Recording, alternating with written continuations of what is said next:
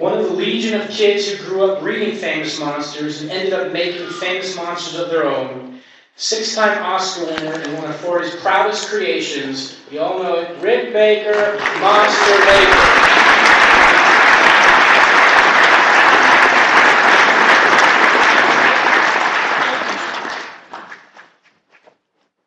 Issue number 3.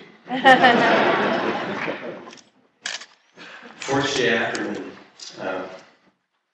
Dr. Acula, Mr. Sci-Fi, all those funny names that we knew him by. To me, he'll always be Uncle Forey. That unusual man with unusual fashion sense. I always picture Forey in a polyester suit with his pants up to here. But he knew how to accessorize. You could count on Forey having in his hands a stack of the greatest magazine in the world, Famous Monsters of Film. And, it's really funny to me to think about how much this strange man affected my life and so many lives of people in my generation, monster kids, if you will. It's like I said, it's so amazing that I know I wouldn't be here today. I mean, his magazine, Famous Monsters, like Joe and some of the others said, it taught us about film.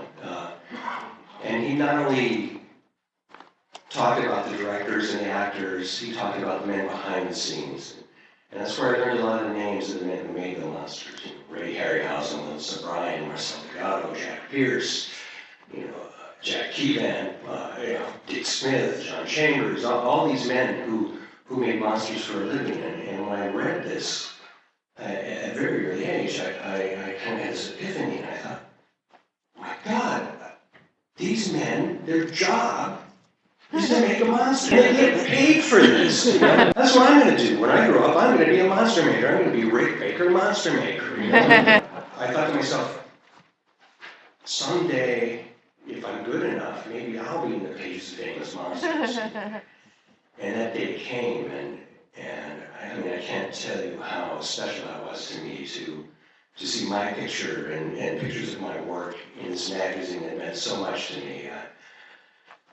And I know mine's not the only story like this. I mean, Forey did so much for so many of us. I remember this article called The Luckiest Boy in the World, and it was in an old Famous Monsters, and it was about this kid who happened to live next door to the Acker Mansion, and this was when the Acker Mansion was in its prime. And I thought to myself, this kid is the luckiest kid in the world. At the time, I was thinking, what could be better than that? But now I just think how lucky we all were to have Forey in our lives. And he educated us, he entertained us, he inspired us, and I'll be forever grateful for him. Thank you.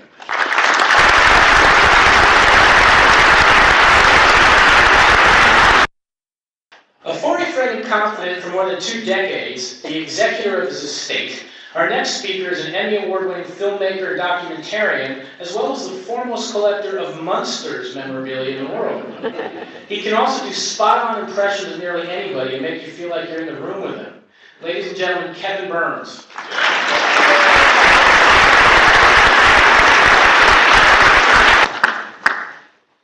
You have to forgive me this. By recording, this is Forrest J. Ackerman. What can I do for you? A Moon fan. You can still hear that recording because Joe and Earl have not had the heart to take it down. I was there the other day when they played back for me.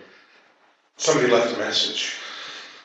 Dear Mr. Ackerman, I heard you passed away. Is it too late to come and visit you and see your collection? As Jonathan Harris from Dr. Smith used to say, they're out there. They are. They're in here too. And I'm one of them. My first issue was number 28. I sent away to Cabinet Company with 25 cents. I got the monster kit. I got a tattered return. of issue 28. I didn't know where I could buy them. I could only buy back issues. So I kept having to go back. I didn't know where to find a new one. But I met Forey about 25 years ago, pushed the button at the Horwood, California house, and heard, "Who dares disturb the sleep of the undead?" And I thought, I think I'm going to go now.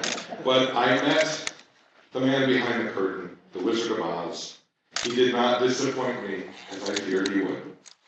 And he was very special. And as emotional as this event is, it's also pretty fabulous. If you look around, guys, you know, I've heard some people say, well, his magazine was for kids, and well, he really was this and he was that. Well, it wasn't that unique. And I want to know how many people will show up at their funeral. You guys look at this gathering. Who here will expect this turnout? And also the fact that someone said earlier that he had a personal relationship with everyone in this room. And he did. Whether you met him or not, you did. Because he touched you as a child. And if you touched the heart of a child, you have that for the rest of your life. So he was smarter than people think. He was a lot smarter. I am the trustee of Forey's estate. A more thankless task I cannot communicate. But I have long talked with Forey, and maybe he really wasn't, JC, maybe he really wasn't playing with a full deck when he picked me. But anyway, but the bottom line is this, and I wanted to share this with you. Forrest Ackerman shall not die. And I say that because those of us who are involved in the estate, I'm sure some of you in this room were on various lists of beneficiaries over the years because Forey likes to compile them. There were hundreds on one list. But it ended up being 17 people, of which I'm not one. But these were people that I talked to Forey about before he passed away. And even though he loved everyone who loved him, and he did not love these people more, these are people he felt he could take care of in some small way. And I'm privileged to participate in his final wish. But in addition to that, Joe Moe and Earl and Brian Anthony and Dolly and the people who were there with him toward the end, and the people who I met earlier today who are part of his estate, we are determined to keep his memory alive through publications, prints, reprints. Phil Kim, is Phil Kim here? Who legally has the trademark to Famous Monsters Filmland, and who is going to endeavor to put the king back on his throne. So thank you very much. I'm sure Forey would be the most honored by this day. Thank you.